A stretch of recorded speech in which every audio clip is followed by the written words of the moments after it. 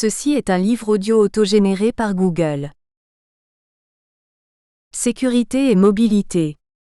Sécurité et mobilité, cette collection est dirigée par Laurent Carnis. De tout temps, l'homme a toujours bougé, voyagé, migré pour échanger, découvrir et commercer.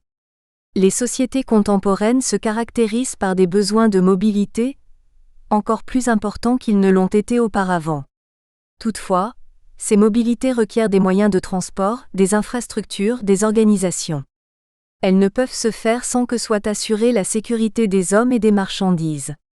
Les premiers caravansérails en constituent un bel exemple, où les voyageurs et les marchandises pouvaient rester en toute sécurité. On parle de sécurité, alors qu'il s'agit de sécurité, puisque les mécanismes de gestion des risques, les politiques préventives, voire répressives dépendent à la fois du mode de transport, allant de la marche à l'automobile, du camion au rail, des transports ferrés et fluviaux, et de plus en plus souvent il est question d'intermodalité. Il s'agit aussi de protéger les hommes, mais aussi les marchandises sans oublier les infrastructures, voire parfois un ensemble, qui exige des politiques intégrées. Le champ des sécurités et mobilités est divers, fourmille de complexités qui demandent à être saisies par le droit, la psychologie, l'économie, la sociologie, l'histoire. Cette collection accueillera avec bienveillance les projets d'ouvrages scientifiques, les essais et les actes de colloques traitant de ce domaine, en privilégiant une discipline relative aux sciences sociales et humaines. Elle est ouverte ainsi entre autres au domaine de la sécurité routière, de la sécurité ferroviaire, fluviale et portuaire, et plus largement aux questions de la sécurité publique dans les transports terrestres. Coordination scientifique. Peggy Subirats, CEREMA, Isabelle Ragocourt, Univ Gustave Eiffel, Thierry Serre, Univ Gustave Eiffel, Marc Lanfranchi, CEREMA. Secrétariat du colloque. Christine Panadour, Univ Gustave Eiffel. Comité d'organisation. Marc Lanfranchi, CEREMA, Christine Panadour, Univ Gustave Eiffel, Isabelle Ragocourt, Univ Gustave Eiffel, Thierry Serre, Univ Gustave Eiffel, Peggy Subirats, CEREMA. Comité scientifique. Samuel Aupetit Ergo Centre, Pierre Castin UTAC CERAM, Nicolas Clabaud Univ Gustave Eiffel, Cécile Coquelet Univ Gustave Eiffel, Bertrand Olivier Ducreux ADEME, Benoît Hiron CEREMA, Emmanuel Lagarde Université de Bordeaux, Marc Lanfranchi CEREMA, Vincent Ledoux CEREMA, Jean-Louis Martin Univ Gustave Eiffel, Catherine Masson Univ Gustave Eiffel, Christophe Perrin Univ Gustave Eiffel, Isabelle Ragocourt Univ Gustave Eiffel, Thierry Serre Univ Gustave Eiffel, Peggy Subirats CEREMA, Éric Violette CEREMA. Préface. La politique de sécurité routière se déploie en une chaîne d'actions multiples et complémentaires. Son champ très étendu couvre des domaines aussi divers que la prévention, l'éducation, la communication, l'élaboration de normes, la construction normative ou la conception et le déploiement de dispositifs de contrôle et de sanction des infractions commises. Pour fonder ces orientations, elle s'appuie sur les données de l'accidentalité routière produites par l'Observatoire national interministériel de sécurité routière, sur leur analyse ainsi que sur les études et les travaux de recherche scientifique réalisés dans le domaine de la sécurité routière. Ces travaux constituent un apport essentiel pour le décideur public. Ils nourrissent la réflexion collective sur la mise en œuvre des mesures qui composent la politique de sécurité routière. Ils contribuent au progrès de la connaissance des effets et impacts de cette politique et en suggèrent les pistes d'évolution. L'indépendance et l'esprit critique des chercheurs sont la condition même de la pertinence de leurs travaux, et constituent un contrepoint toujours précieux pour la puissance publique. Les efforts consentis depuis plusieurs années par la communauté scientifique pour produire des travaux sur la thématique des deux-roues motorisés ont permis d'approfondir les résultats accidentologiques de cette catégorie d'usagers. Elle constitue encore aujourd'hui près d'un quart des usagers tués et plus de 40% des blessés graves sur la route alors que ce type de déplacement représente moins de 2% du trafic motorisé.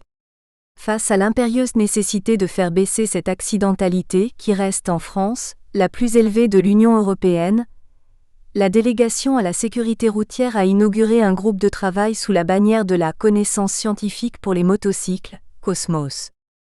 Ce groupe, largement ouvert à l'ensemble des acteurs du domaine, permet de diffuser et d'échanger sur les résultats des travaux conduits en matière de visibilité, de vitesse, d'équipement de protection individuelle, de vigilance au guidon ou de formation du conducteur. Il explore également les problématiques liées aux véhicules et à l'infrastructure. La quasi-totalité des sujets qui intéressent la sécurité routière des usagers de deux-roues motorisés sont ainsi abordés au fil des pages de cet ouvrage. Je tiens donc à remercier tout particulièrement le CEREMA, et en particulier Marc Lanfranchi et Peggy Soubirats, ainsi que l'IFSTAR, intégrés depuis 2020 à l'Université Gustave Eiffel, et plus spécialement Isabelle Ragocourt et Thierry Serre pour l'organisation générale de ce projet. Je veux saluer l'ambition de cet ouvrage important, dont les travaux permettront de nourrir les réflexions et décisions à venir. Madame la déléguée interministérielle à la sécurité routière Marie Gauthier-Melleret. Introduction. La problématique du deux-roues motorisé dans le domaine de la sécurité routière reste majeure du fait du taux et de la gravité de l'accidentalité de cette catégorie d'usagers sur les routes. Il reste donc important de poursuivre la recherche pour dégager des solutions permettant d'améliorer et prévenir leur sécurité à tous les niveaux, que cela concerne la prévention, sécurité primaire, la protection, sécurité secondaire, la prise en charge de l'accidenté, sécurité tertiaire, la formation voire les décisions de politique de sécurité. Les actions à conduire peuvent aussi bien concerner les trois grandes composantes du système, à savoir l'homme, le véhicule et l'environnement, que leurs interactions. De nombreuses études et recherches ont été menées, sont en cours et doivent être menées concernant cette problématique. Ainsi, un recensement de l'état de l'art en 2015, réalisé à l'échelle nationale et plus particulièrement, au niveau des deux organismes CEREMA et IFSTAR, des principales études et recherches terminées ou en cours à notre connaissance avaient fait apparaître de nombreux travaux concernant une dizaine de thématiques. Formation et apprentissage. Sciences visuelles. Lien entre 2RM et infrastructure. Comportement dynamique du 2RM. Protection des usagers. Accidentalité. Comportement des usagers. Mobilité. Environnement, du 2RM. Outils. Dans sa stratégie 2015 à 2019, la Délégation à la sécurité routière, DSR, souhaitait favoriser des actions visant à mieux connaître les enjeux liés à l'accidentalité des deux-roues motorisés. C'est dans ce contexte où l'accidentalité des deux-roues motorisés représente un enjeu de sécurité routière qu'une action intitulée Cosmos, connaissances scientifiques pour les motocycles, a été créée en 2015 afin de fédérer et animer la diffusion de connaissances scientifiques et techniques sur toute problématique afférente aux deux-roues motorisés et à leur sécurité. Ce projet d'une durée de 4 ans a été coporté par le CEREMA et l'IFSTTARTS de LMA, Laboratoire Mécanisme d'accident de Salon de Provence, avec le soutien de la DSR à des fins d'appui aux politiques publiques. Cosmos a permis de rassembler la communauté scientifique et technique qui traite de la problématique du deux-roues motorisé et de dresser une cartographie des recherches sur cette thématique dans le domaine public ou privé au niveau national. Il a permis également d'identifier et de proposer de nouvelles voies de recherche. 5 séminaires pluridisciplinaires ont été organisés depuis 2016 dans le cadre de Cosmos à Paris, 9-6-2016, Lyon, 15-11-2016, Marne-la-Vallée, 19-10-2017, Paris, 22-3-2018 et Aix-en-Provence, 16-11-2018. Ces séminaires ont permis d'exposer différents travaux qui étaient en cours ou finalisés. Ils ont été des lieux d'échange entre les différents intervenants et d'expression des besoins de recherche par des experts. Le colloque final a rassemblé plus de 110 participants les 4 et 5 novembre 2019 à Marne-la-Vallée. Ce colloque francophone, introduit par Benoît Hiron, CEREMA et Serge Piperno IFSTAR, puis clôturé par Manuel Salaté de la DSR, a permis la présentation de 20 communications orales et une dizaine de communications affichées par des chercheurs, industriels, assureurs, experts, collectivités territoriales, ministères, sur des thématiques variées telles que l'accidentologie, les équipements de protection, la formation, la perception, les politiques de sécurité, usage des infrastructures, les véhicules, le comportement des usagers, etc. Le présent ouvrage constitue les actes de ce colloque et comprend 4 parties. Partie 1. Les deux-roues motorisés, leur place dans la circulation, mesures de trafic et risques encourus. Partie 2. Équipement de sécurité. Partie 3. Vitesse dynamique et infrastructure. Partie 4. Formation, expérimentation de politique de sécurité routière. Le comité d'organisation souhaite adresser ses remerciements à toutes les personnes qui ont contribué à la réussite de ce colloque. Merci tout d'abord à tous les auteurs d'avoir soumis leurs travaux et de les avoir présentés. La diversité des thématiques abordées lors du colloque a fortement participé à son succès. Merci à tous les membres du comité scientifique pour la lecture attentive des articles soumis au colloque et d'en avoir assuré la qualité. Merci à tous les participants au colloque d'être venus nombreux assister à ces 2 jours de présentation et pour la richesse des échanges engagés. Merci aux orateurs des discours d'ouverture Benoît Hiron, Serema et Serge Piperno, IFSTAR, aux conférenciers invités Bertrand-Olivier Ducreux-Adem, ainsi qu'à Marilyn Galen et Catherine Gadot de l'IFSTAR pour leur soutien. Merci également à Christine Panadour pour son soutien logistique à l'organisation des séminaires et du colloque final. Enfin, nos remerciements s'adressent à la DSR pour le financement et le support du projet Cosmos, à Madame la déléguée interministérielle à la sécurité routière, Marie Gauthier-Melleret pour la rédaction de la préface, à Emmanuel Barbe et Manuel Salaté pour leur présence et leurs interventions. Une mention plus particulière à Pascal Dunikowski pour son enthousiasme dans le suivi de Cosmos et son soutien régulier. Partie 1. Les 2 roues motorisées, leur place dans la circulation, mesures de trafic et risques encourus. Quels risques pour les usagers de 2 roues métropolitains? Nicolas Clabaut, Jean-Yves Fournier, Jean-Emmanuel Michel. TS2LMA, Univ Gustave Eiffel, IFSTAR. Introduction. L'augmentation de l'usage des 2 roues motorisées dans les grandes agglomérations congestionnées suite à la mise en place des politiques de restriction de l'usage de la voiture dans les centres-villes est, en matière de transport, l'un des faits marquants des 2 dernières décennies. Orfeuille, 2012. Cette augmentation n'est pas nécessairement porteuse de durabilité pour la collectivité, et cela à plusieurs égards. En premier lieu, elle contribue probablement à une dégradation de la qualité de l'air. Un examen des études publiées dans la littérature scientifique internationale montre en effet que les 2 roues motorisées contribuent de façon disproportionnée au rejet de polluants dans l'atmosphère. Les rejets des 3 principaux polluants réglementés, que sont le monoxyde de carbone CO, les oxydes d'azote NOx et les hydrocarbures imbrûlés HC, apparaissent dans ces études systématiquement et significativement supérieurs aux rejets observés pour les voitures, voire notamment Chan et al. 1995, Barbus 2005, Vasic et Weilenmann 2006, Adem 2007, Ducreux 2008, Pillot et al. 2017.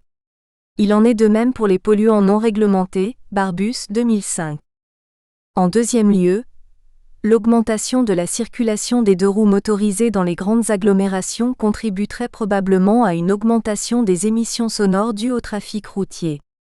Des recherches ont montré, par des mesures en bord de voie ou sur piste, que les émissions sonores des 2 roues motorisées sont nettement supérieures à celles des voitures, plus 6 décibels en moyenne. Ces écarts sont bien supérieurs pour les motos dont le moteur, plus puissant, n'est pas confiné, et dont une proportion importante est équipée de dispositifs d'échappement non homologués. Ces derniers semblent en effet provoquer des hausses du niveau de bruit particulièrement importantes, entre 10 et 20 décibels, de bruit supplémentaire d'après Chatagnon 2008. En troisième lieu, un autre risque, associé à un usage accru des 2 roues motorisées dans les grandes villes, concerne le risque d'accidents et de blessures encourus par les utilisateurs de ces véhicules. Rapporté à leur mobilité, le risque d'être tué sur la route est de l'ordre de 30 fois supérieur à celui des automobilistes, Oviev et Roussel, 2013. Il est similaire dans la plupart des pays développés. Le risque d'être blessé est encore plus élevé, de l'ordre de 70 fois plus grand. Blaiseau et al., 2012. Mode de déplacement individuel, bruyant, polluant et particulièrement risqué, le 2 roues motorisé apparaît donc en total décalage avec les aspirations contemporaines pour une mobilité plus durable. Son développement n'est par conséquent pas soutenable ni même souhaitable. La catégorie des 2 roues motorisées est toutefois une catégorie hétérogène, allant de la moto sportive au cyclomoteur. Tous les deux roues motorisés ne répondent pas aux mêmes besoins et ne donnent pas lieu au même usage. De fait, ils ne présentent pas non plus les mêmes risques, que ce soit sur le plan environnemental ou sur celui de la sécurité. Certains deux roues motorisés légers, notamment les scooters de faible cylindrée, comme les scooters 125 cm3, semblent même particulièrement bien adaptés à la mobilité métropolitaine.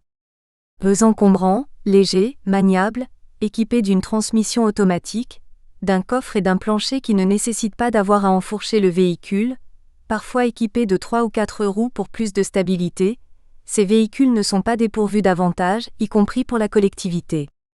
Ils permettent, par exemple, d'effectuer des déplacements d'assez longue portée, comparables à ceux effectués en voiture, mais qu'on ne peut pas prétendre faire en vélo, du moins sans assistance électrique. Ils consomment moins de carburant qu'une voiture, de l'ordre de 2 fois moins par rapport à une citadine essence, du Creux 2008.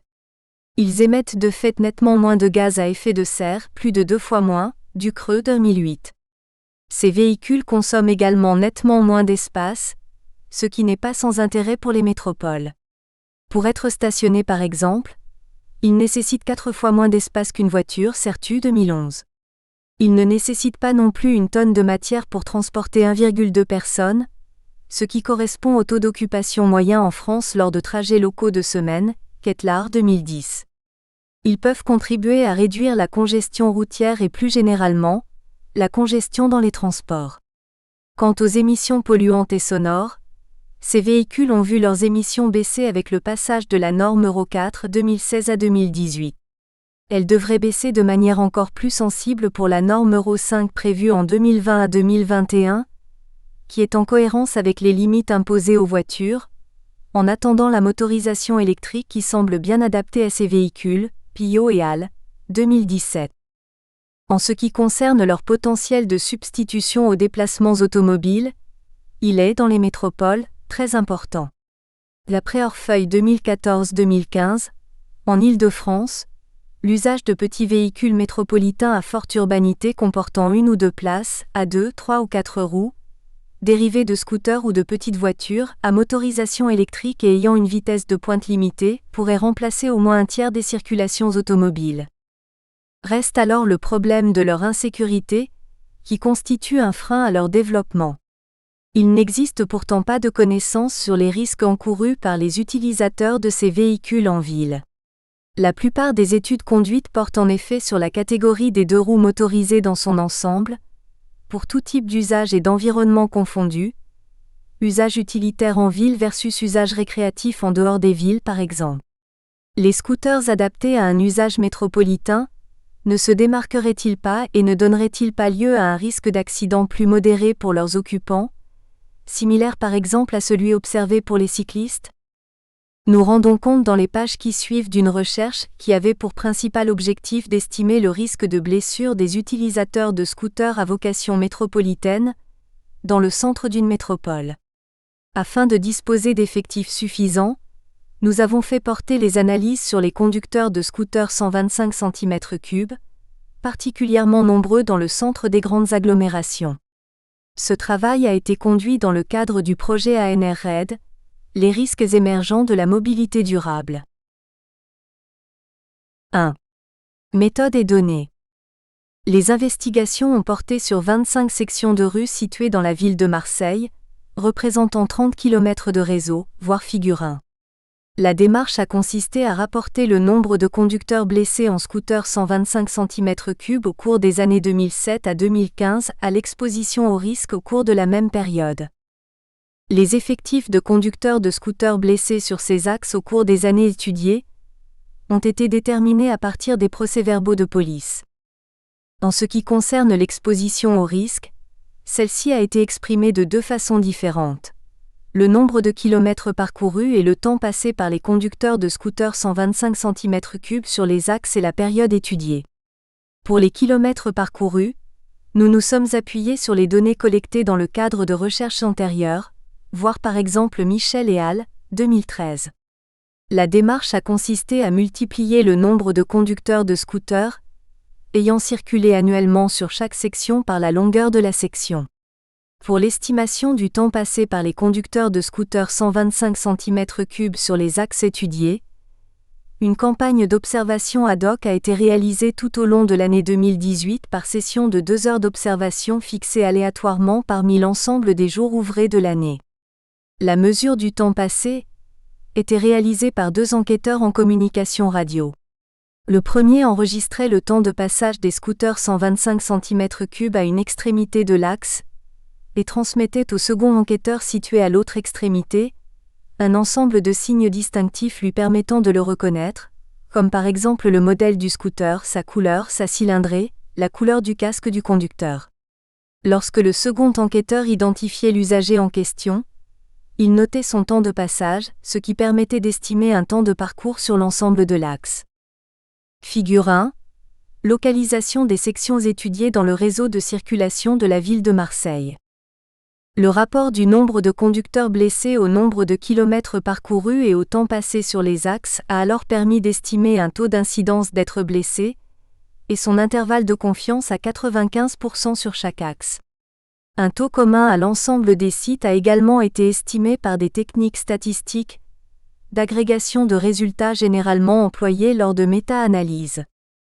À des fins de comparaison, les mêmes données ont été collectées et les mêmes analyses ont été conduites pour les autres catégories d'usagers de l'espace public, automobilistes, cyclistes, conducteurs de scooters de cylindrée supérieure à 125 cm3 et conducteurs de motocyclettes de cylindrée supérieure à 125 cm3. Le principal point fort de cette démarche réside dans le fait que les données d'accidents et d'exposition ont été collectées sur les mêmes sites et au cours des mêmes périodes pour toutes les catégories d'usagers. 2. Résultats.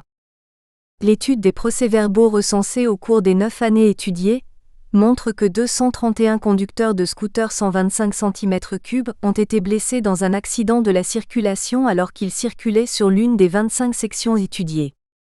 Concernant l'exposition au risque, l'analyse des données collectées montre que les conducteurs de scooters 125 cm3 ont parcouru entre 2007 et 2015 68 426 000 km et ont passé 2252 milliers d'heures dans les rues étudiées.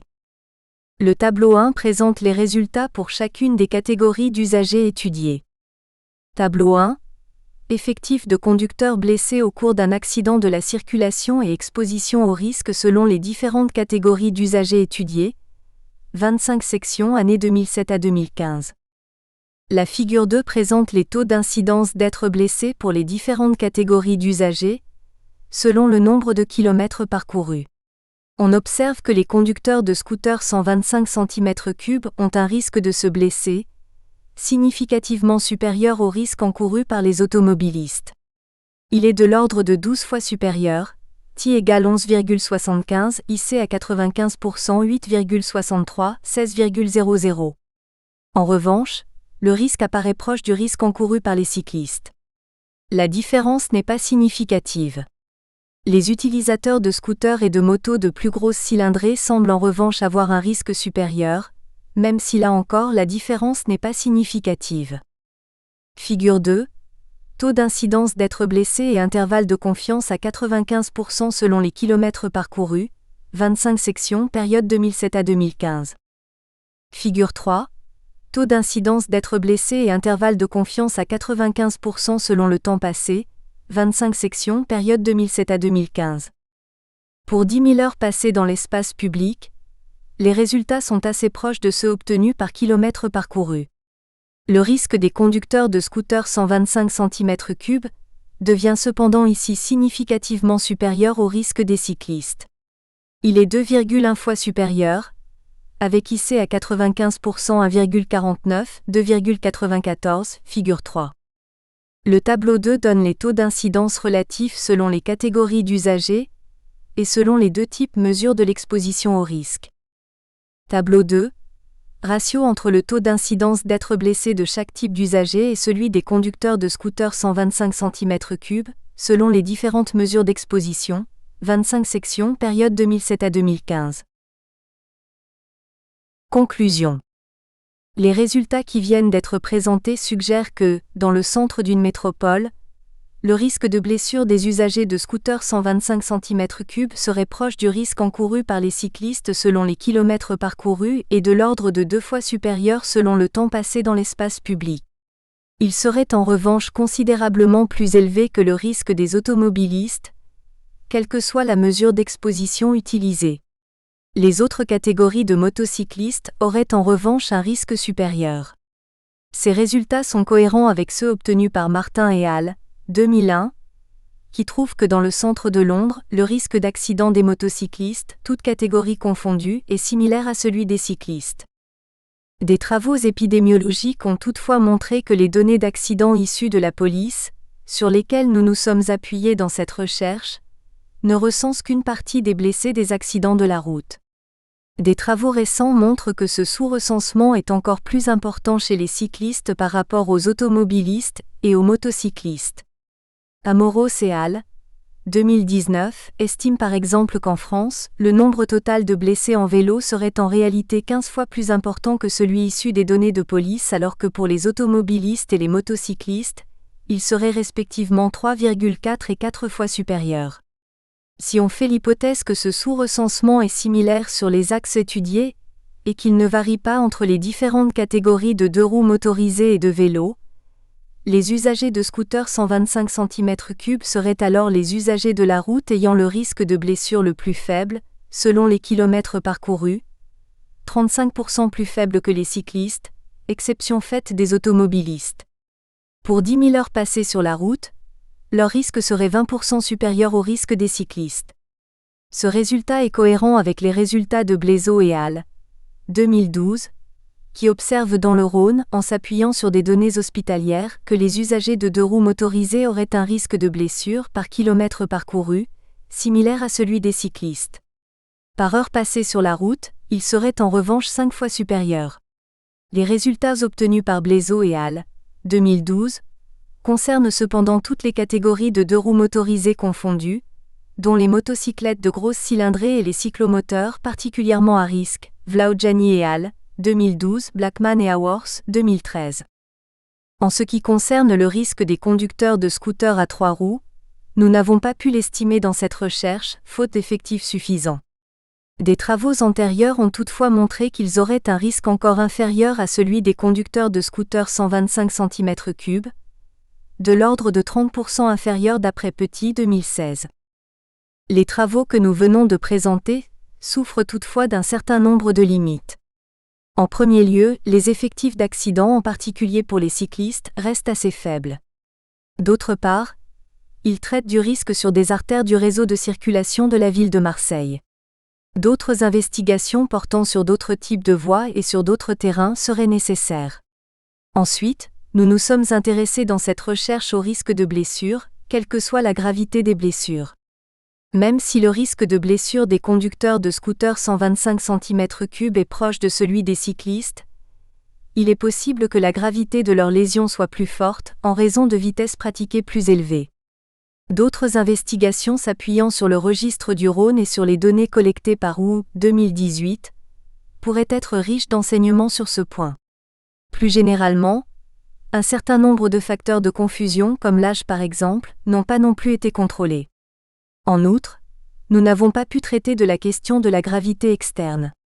Un scooter 125 cm3 présente par exemple probablement plus de danger pour les autres usagers vulnérables, comme les piétons, qu'un vélo, mais moins qu'une voiture ou qu'une moto de grosse cylindrée. Malgré ces limites, les résultats présentés dans cet article suggèrent que la sécurisation de l'usage de petits véhicules métropolitains à 2, 3 ou 4 roues, aux performances limitées, n'est pas hors de portée. L'atteinte d'un niveau de sécurité acceptable et la généralisation de la motorisation électrique sur ces véhicules pourraient alors les rendre soutenables pour la collectivité et leur développement même souhaitable dans les grands centres urbains, compte tenu de la persistance des phénomènes de métropolisation et de concentration urbaine, notamment. Référence 1 ADEME 2007. Synthèse de l'étude ADEME, deux roues motorisées Euro 3. Progrès environnementaux et comparaison à l'automobile, Paris, Agence de l'environnement et de la maîtrise de l'énergie, Ministère de l'écologie et du développement durable, CISP. De Amoros, E. Pascal L. Soler G. Turbatu L. Gadegbekou B. Ndiaye A. Lomon B. Martin Gidel 2019. Estimation du nombre de blessés graves de la route, au sens MAIS 3+, France métropolitaine, 2006 à 2016. Rapport de convention Reg Trauma IFSTT-ARDSCR, numéro 2 200 979 046, IFSTAR Université Claude Bernard Lyon 1, 106p. 3 Barbus S 2005. Motocycle, cyclomoteur. Énergie et environnement, Valbonne. Agence de l'environnement et de la maîtrise de l'énergie, ADEME, département technologie des transports 27p. 4 Blackman RA Awards N 2013. Comparison of Mopped, Scooter and Motorcycle Crash Risk and Crash Severity. Accident Analysis and Prévention, volume 57, page 1-9. 5 Blaiseau S. Samoros, E. Papon F. ADAC F 2012. Accidentalité à vélo et exposition au risque. AVER. Risque de traumatisme routier selon 4 types d'usagers. Rapport de convention IFSTT-ARDSCR numéro 2 200 446 841, 172p. 6 CERTU, Centre d'études sur les réseaux, les transports, l'urbanisme et les constructions publiques, 2011. Recommandations pour la prise en compte des 2 roues motorisées.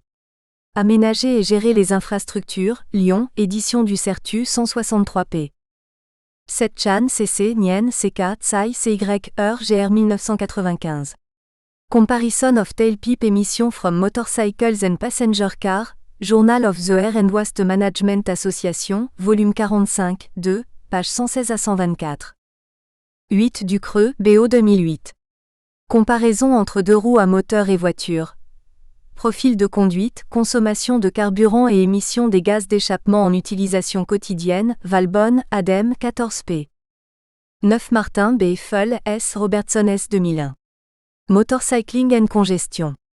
Proceedings of the European Transport Conference etc., Cambridge, United Kingdom. Association for European Transport 2001, 24p. 10 Michel J.E. Fournier J.Y. Clabot N 2013.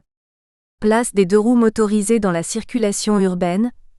Une étude observationnelle, Transport Environnement Circulation, volume 217, page 58 à 61. 11 Orfeuille J.P., 2012, L'explosion des 2 roues motorisées dans le monde, paradis ou enfer? Urbanisme, volume 385, page 45 à 46. 12 Orfeuille J.P. 2014. Quelle ville et quelle mobilité au service des dynamiques productives contemporaines? Annales des mines, responsabilité et environnement, volume 75, page 40 à 45. 13 Orfeuille J.P. 2015. Vers des transports amoureux du climat? Revue Projet 2015/1, volume 344, page 27 à 36. 14 Oviev, F. Roussel, P. 2013a. Les 2 roues motorisées au 1er janvier 2012. Chiffres et statistiques, Commissariat général au développement durable, Service de l'observation et des statistiques, 9p. 15 Petit C 2016. Usagers. Usage et risque des 3 roues motorisées pendulaires. Rapport de stage ENTPEIFSTTAR, Vaux-en-Velin, 81p. 16 Pio D Cardi S, Tassel P. Serinda S. Perret P 2017. Analyse des émissions de 2 roues et quadricycles motorisés. Rapport de recherche IFSTTAR-ADEME, Agence de l'environnement et de la maîtrise de l'énergie. 17 Ketlar B 2010. Se rendre au travail ou faire ses courses motive toujours un déplacement sur 2. Le recours à la voiture se stabilise. Dans la revue du service de l'observation et des statistiques du Commissariat général au développement durable, Paris, ministère de l'écologie, de l'énergie, du développement durable et de la mer, page 25 à 48.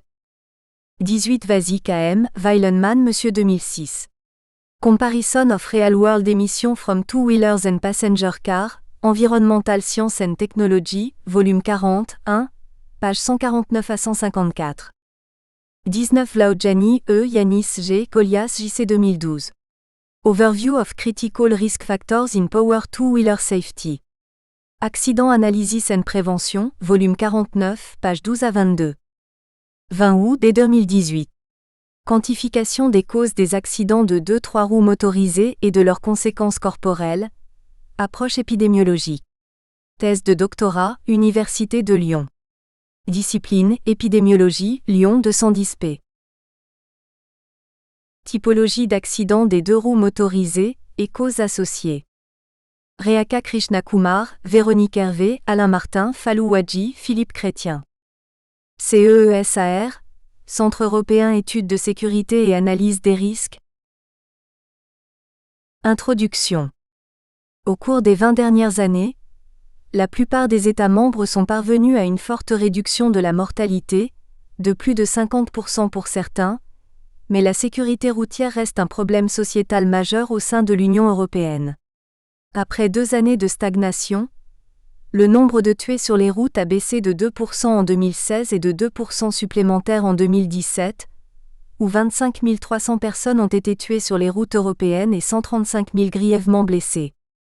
Durant cette période, les nombres d'usagers vulnérables tués et blessés n'ont pas chuté dans les mêmes proportions et ont même augmenté dans certains cas. En Europe, durant l'année 2017, les usagers vulnérables ont représenté 46% des tués, dont 14% de motocyclistes et 8% de cyclistes. Dans ce contexte, le projet européen SAFER-WHELS, initié en 2015 par la Commission européenne, a analysé les causes des accidents de la route impliquant les deux roues, motorisées ou non. Son objectif était de collecter les données issues d'études détaillées d'accidents de 2RM et de bicyclettes, d'identifier les causes et conséquences lésionnelles de l'accident sur les usagers et de stocker ces informations selon un protocole approprié et efficace. Les cas d'accidents proviennent des 6 pays partenaires du projet, France, Grèce, Italie, Pays-Bas, Pologne et Royaume-Uni. Le présent travail vise à identifier dans la base de données SAFER-WHELS les principales typologies d'accidents impliquant les 2RM et à analyser les causes associées. 1. Données et méthodes. 1.1 Construction de l'échantillon exploitable.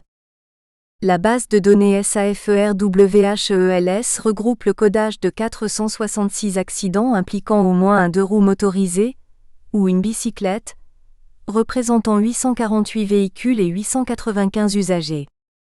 Nous avons sélectionné les usagers de deux roues motorisés, soit 325 usagers parmi les 895 usagers codés.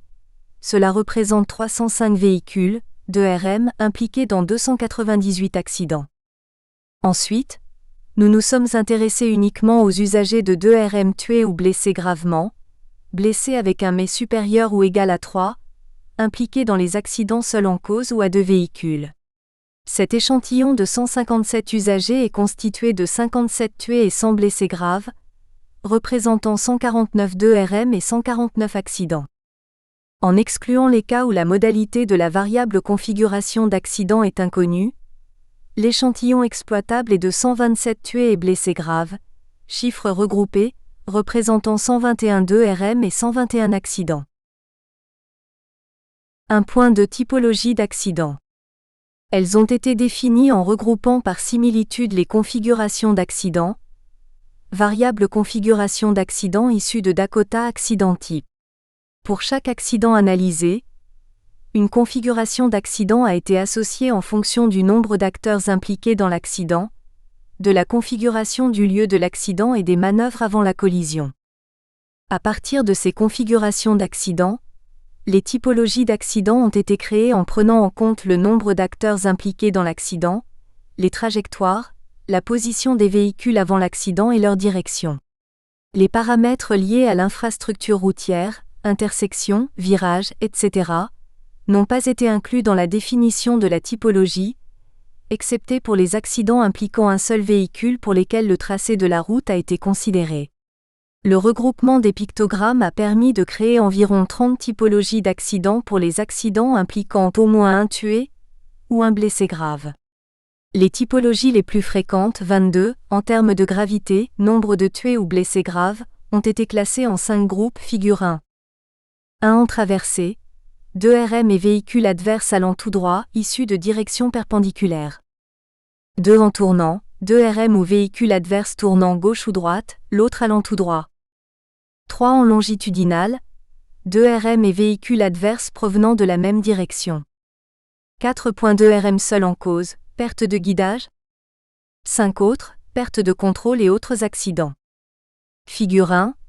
Catégorie des typologies d'accidents. Enfin, pour chaque typologie, nous avons réalisé une description de la catégorie de 2RM pour les usagers tués et blessés graves. L'analyse des causes d'accidents a été faite en se basant sur DREAM, Driving Reliability and Error Analysis Method, version 3.0. DREAM a pour but de permettre la classification et le stockage systématique des incidents de causalité des accidents. Elle permet d'organiser les éléments explicatifs et de proposer aux utilisateurs finaux une méthode d'utilisation des résultats pour suggérer des contre-mesures. Cette méthode décrit clairement les facteurs de contribution et les causes. Le système de classification permet de déterminer les phénotypes, les effets observables concernant les actions humaines et les événements du système, et les génotypes, facteurs qui ont contribué au phénotype. Les 5 phénotypes répertoriés sont les événements critiques qui ont entraîné l'accident. Le temps, action très prématurée, action très tardive, pas d'action. La vitesse, vitesse très élevée, vitesse très basse. La distance, distance très courte. La direction, mauvaise direction. La force, surplus de force, force insuffisante. L'objet, objet adjacent. Les 4 génotypes répertoriés pour expliquer le phénotype sont conducteur, problème d'observation, d'interprétation, de planning, de facteurs personnels. Véhicule, problème d'interface homme-machine temporaire ou permanent, problème d'équipement véhicule. Trafic, conditions climatiques, état de la route, problème de communication et de visibilité. Organisation, problème de maintenance et de design du véhicule ou de la route. Dans la présente étude, nous avons étudié la description des différentes typologies d'accidents en associant à chaque 2RM l'événement critique, phénotype, qui a entraîné l'accident ainsi que les facteurs, génotypes, qui ont contribué à l'apparition de cet événement critique. Pour chaque 2RM accidenté, un seul phénotype a été retenu mais plusieurs génotypes peuvent y être associés. Dans notre échantillon de 224 véhicules, nous en avons 149 avec au moins un tué et ou un blessé grave. L'événement critique déclenchant, phénotype, a été identifié pour 141 d'entre eux, et 586 éléments explicatifs, génotypes, sont associés à ces phénotypes. 2. Résultats. 2.1 Analyse des typologies d'accidents et facteurs associés. Les usagers de 2 roues motorisées, tués et blessés graves selon la typologie d'accident. La figure 2 montre la répartition des usagers de 2RM tués et blessés graves, selon le regroupement de typologies d'accident. On constate d'abord que 30% des tués ou blessés graves appartiennent au groupe en tournant. Ensuite, un quart des tués ou blessés graves sont seuls en cause, suivi des accidents en longitudinal qui représentent 18% et ceux en traversée 14%. Figure 2. Répartition des tués, blessés graves selon les regroupements de typologies d'accident. Les usagers tués ou blessés graves selon le type de 2RM et la typologie d'accident. La figure 3 présente la répartition des usagers de 2 roues motorisées tués et blessés graves pour chaque type de 2RM, en fonction du groupe de typologie. Les tués et blessés graves sur les motocyclettes, lourdes et légères, sont en pourcentage plus souvent impliqués dans les accidents en tournant, 32% pour les motocyclettes lourdes et 31% pour les motocyclettes légères. Les motocyclettes lourdes sont également souvent représentées dans les accidents seuls en cause, 30%, et les motocyclettes légères dans les accidents en longitudinal, 25%. Les tués et blessés graves sur cyclomoteurs sont le plus souvent impliqués dans les accidents en intersection, 32% en traversée et 29% en tournant. Figure 3. Répartition des tués et blessés graves selon le type de 2RM et les regroupements de typologie d'accident. Les phénotypes des 2RM avec au moins un tué ou un blessé grave. La figure 4 illustre la répartition des 2RM avec au moins un tué ou un blessé grave, selon les regroupements de typologie et le phénotype. Pour les 2RM avec une gravité élevée, l'événement le plus critique qui a entraîné l'accident est le temps pour les groupes de typologie en traversée, en tournant, contrairement aux accidents appartenant au groupe seul en cause et en longitudinal où la cause est plutôt liée à la vitesse. Figure 4. Répartition des 2 RM avec tués et blessés graves selon les regroupements de typologie d'accident et le phénotype. Les génotypes des 2 RM avec au moins un tué ou un blessé grave. La figure 5 représente la répartition des 2 RM avec tués et blessés graves, selon les regroupements de typologie et le génotype. Pour l'ensemble des 2 RM, avec tués ou blessés graves, les phénotypes sont expliqués notamment par les problèmes liés aux conducteurs pour tous les groupes de typologie. Figure 5. Répartition des 2 RM avec tués et blessés graves selon les regroupements de typologie d'accident et le génotype. 2.2 Typologies les plus fréquentes pour les tués et blessés graves. Il ressort des analyses des cas d'accidents impliquant 2 véhicules avec au moins un 2 RM. 3 typologies d'accidents les plus fréquentes chez les motocyclistes tués ou blessés graves, figure 6. Typologie TO2, dans laquelle le motocycliste qui continue tout droit est confronté à un véhicule adverse circulant dans la direction opposée et en manœuvre de tourne à gauche. 13% des tués ou blessés graves. Typologie de croisement T2, dans laquelle le motocycliste arrive perpendiculairement au véhicule adverse du côté droit. 9% des tués ou blessés graves. Typologie dans laquelle le motocycliste perd le contrôle, PDC, et rentre en collision avec un véhicule adverse, 6% de tués ou de blessés graves. 25% des usagers de 2 RM tués et blessés graves sont impliqués dans les accidents impliquant un 2 RM seul en cause, en ligne droite 45 ou en courbe 55%. Figure 6, réparation des tués, blessés graves selon les typologies d'accidents. Conclusion. Pour ce travail, nous nous sommes intéressés aux usagers de 2 RM tués ou blessés graves en regroupant les pictogrammes associés par leur similitude afin de définir des typologies d'accidents. Ce regroupement a permis de définir environ 30 typologies, dont 22 ont été sélectionnées pour l'analyse.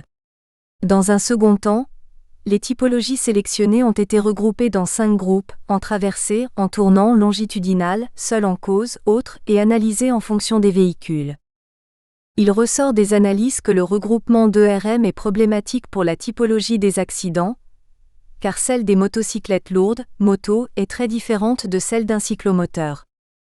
Du fait de leur masse et de leur puissance, les motocyclettes lourdes sont difficiles à contrôler et souvent seules en cause avec la vitesse comme phénotype principal.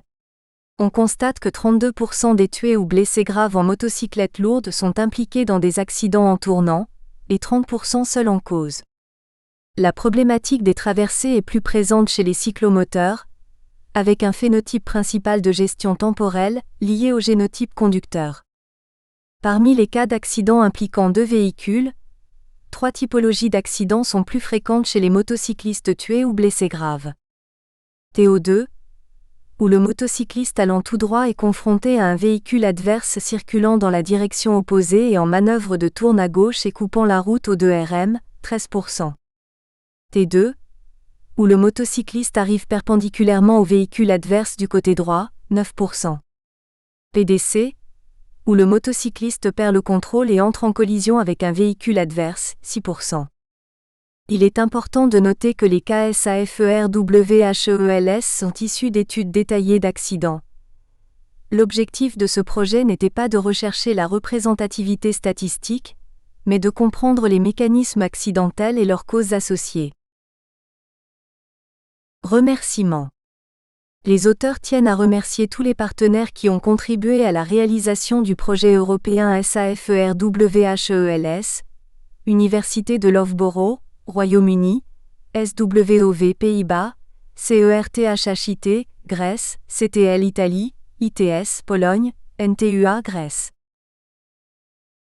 Références. 1 Maurice AP et al., 2018. Study on Powered Two-Wheeler and Bicycle Accident in the EU, Final Report. 2 Wallen Warner, H et al., 2008. Manual for Dream 3.0, Driving Reliability and Error Analysis Method. Délivrable D5.6 of the EUFP6 Project Safety Net, TREN 04 FP6 TRSI de 395 465 506 723e. Troisiakopoulos, A et al., 2018. A Preliminary Analysis of In-Depth Accident Data for Powered Two-Wheelers and Bicycle in Europe. Presented at the International Research Council on the Biomechanics of Impact, IRCOBI, Athens, Greece, 12 à 14 September, page 430 à 441. Motorisation motocycliste dans le monde, dynamique métropolitaine et caractérisation socio-économique. Mallory Trouvé, Luc Nemeth, Gaël Lesteven.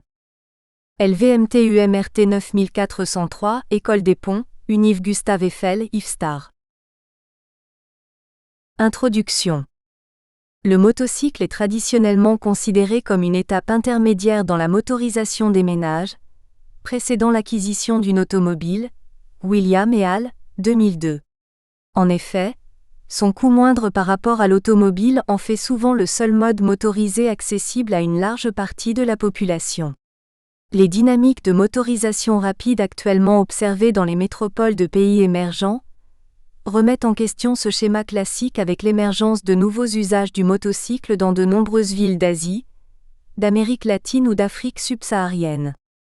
Un développement insuffisant des transports collectifs y encourage l'acquisition de véhicules privés et un mauvais état de la voirie généralement associé à une forte congestion font du motocycle un véhicule adapté au déplacement dans ces villes. Pochet et al., 2017. Un report de la voiture vers le motocycle est alors parfois observé, notamment en raison du prix de l'essence, Musso et al., 2010. À l'instar de l'automobile, le motocycle devient ainsi un marqueur social. Dans ce contexte, la motorisation motocycliste pourrait constituer une alternative à l'équipement automobile et non pas uniquement une étape transitoire. L'usage croissant du motocycle a des impacts en termes de sécurité routière. En ne portant pas toujours d'équipement de protection adapté, en se faufilant dans des espaces étroits ou en pratiquant la remontée de fil, les usagers prennent davantage de risques, Clabot et al., 2015. Dans certains pays, les conventions internationales, permis de conduire, port de casque, etc., ne sont pas appliquées, renforçant la vulnérabilité des motocyclistes. À l'échelle mondiale, ils représentent 29% des tués sur la route. En Asie du Sud-Est, le chiffre monte à 43% OMS 2018. L'ordre de grandeur est le même en Île-de-France pour une part modale inférieure à 2%, Awada et al., 2016. L'objectif de cette recherche est d'étudier les dynamiques de croissance de la motorisation motocycliste à l'échelle urbaine, en lien avec des caractéristiques métropolitaines, notamment en termes de sécurité routière. Les études sur les trajectoires de motorisation d'Arguet et al., 2007, Lescarou, 2010, Kunimov et al., 2014, se placent généralement à l'échelle du pays, s'appuyant sur les statistiques nationales. Or, les dynamiques de croissance de la motorisation varient selon le contexte urbain ou rural. Les habitants des grandes villes, en particulier des pays émergents, souvent plus riches que les populations rurales, ont tendance à s'équiper davantage en véhicules individuels. Nous exposons tout d'abord le cadre de la recherche et la méthode avant de proposer une analyse statique, puis dynamique de la motorisation motocycliste à l'échelle urbaine. 1. Collecte des données et méthodologie. Les données mobilisées pour ce travail proviennent de la base de données du Méta-Observatoire des mobilités, Eskenazi et al., 2016. Cette base de données hébergée au laboratoire LVMT collecte des informations sur les systèmes de mobilité urbaine sur le plan international. Plus de 70 métropoles sont recensées. La collecte des données est faite de manière incrémentale et est alimentée par une consultation régulière des sources disponibles localement. La faible disponibilité de certaines données, leur qualité médiocre ou encore l'échelle inadaptée restent des freins à une collecte exhaustive. Les villes étudiées appartiennent à différentes zones géographiques et présentent des niveaux de développement économique contrastés, figure 1. Une attention particulière est portée à l'étude de métropoles de pays émergents. La méthode retenue pour cette recherche est une analyse statistique en 2 temps. Dans un premier temps, une étude statique est réalisée à partir de croisements entre le taux de motorisation motocycliste et des indicateurs urbains et socio-économiques. Dans un second temps, les dynamiques de la motorisation sont investiguées à l'aide d'un modèle de consommation appliqué à 16 métropoles. Ce modèle agrégé explore la relation entre les évolutions temporelles des revenus des ménages et celle de la détention motocycliste et automobile individuelle pour générer des estimations de croissance des parcs de véhicules, Trouvé et al. 2019. Figure 1. Ville du méta-observatoire référencé dans l'étude de la motorisation en motocycle. 2. Caractéristiques de la motorisation motocycliste. Le taux de motorisation motocycliste correspond au nombre de motocycles pour 1000 habitants. Seul l'équipement des ménages est pris en compte. Les flottes de mototaxis ne sont pas incluses dans l'étude. La figure 2 croise taux de motorisation motocycliste et densité urbaine. S'il semble que les villes asiatiques densément peuplées, comme Manille ou New Delhi, ont un taux de motorisation motocycliste élevé, d'autres villes moins densément peuplées, comme Jeonju, Manaus ou Bogota, semblent également accueillir bon nombre de motocycles. La forme urbaine ne permet pas d'expliquer le niveau de motorisation motocycliste. Figure 2. Croisement entre le taux de motorisation motocycliste et la densité urbaine. La figure 3 croise le taux de motorisation motocycliste avec le niveau de développement économique de l'agglomération, exprimé en produit métropolitain brut, PMB, par habitant. Ce croisement laisse apparaître 3 groupes distincts de villes. Dans les villes riches de pays développés, le taux de motorisation motocycliste reste relativement bas, oscillant entre 10 et 100 motos pour 1000 habitants. Dans les villes des pays émergents avec un PMB par habitant autour de $5 000, a priori suffisamment élevé pour permettre l'acquisition d'une petite automobile, le taux de motorisation motocycliste peut être élevé. Le cas le plus emblématique est celui d'Hanoï au Vietnam où le taux de motorisation atteint 680 motocycles pour 1000 habitants, niveau jamais observé jusqu'alors. Cette situation suggère des trajectoires d'équipement des ménages qui diffèrent de celles des pays développés. Enfin, dans les métropoles des pays les plus pauvres, le taux de motorisation motocycliste reste faible, soulignant la part importante de ménages qui ne peuvent fournir l'effort financier suffisant pour accéder à ce bien. Figure 3. Croisement entre le taux de motorisation motocycliste et le produit métropolitain brut, PMB, par habitant en dollars. Le croisement entre le taux de motorisation motocycliste et le nombre annuel de tués sur la route pour 1 million d'habitants, figure 4, permet de constater que le nombre de tués n'est pas lié directement à la taille du parc. Les villes avec un taux de motorisation élevé ne présentent pas plus de tués sur la route que celles dont le parc est moins important. Il est probable en revanche que le type d'usagers tués ne soit pas le même, et que la part des motocyclistes tués soit plus importante dans les villes où le taux de motorisation motocycliste est élevé. Notons que le nombre de tués sur la route est plus faible dans les villes où le PMB par habitant est supérieur à $20 000, ce qui correspond aux pays développés qui ont mis en place une politique de sécurité routière. Les villes dépassant les 100 tués par million d'habitants se situent dans des pays en développement ou pauvres, dans lesquels les services de transport collectif sont insuffisants, l'aménagement des routes souvent limité et les politiques de sécurité routière modestes voire inexistantes ou peu respectées. Figure 4. Croisement entre le taux de motorisation motocycliste et le nombre de tués sur la route. Les villes dont le PMB par habitant est supérieur à $20 000 sont en rouge. 3. Représentation dynamique de la détention en motocycle. Cette section est basée sur une étude de la motorisation motocycliste à partir d'un modèle de consommation statistique agrégé inspiré par le modèle de Cramé, 1959, Trognon, 1978. Ce modèle est construit sur les 2 principales hypothèses que les revenus sont distribués selon une loi log normale au sein de la population et que 2. La consommation d'un bien, ici le motocycle, suit une loi de répartition log normale en fonction des revenus. Ce modèle permet d'estimer la détention motocycliste au sein d'une population, en fonction de l'évolution de la distribution des revenus de cette population au cours du temps. Le principal avantage de ce modèle est sa facilité de mise en œuvre à partir de données statistiques agrégées relativement simples à obtenir, telles que les revenus moyens ou médians, l'indice de Gini ou le rapport interquantile ainsi que le niveau de motorisation associé pour au moins 3 points temporels. Les limites à prendre en compte sont notamment sa forte sensibilité aux variations de revenus.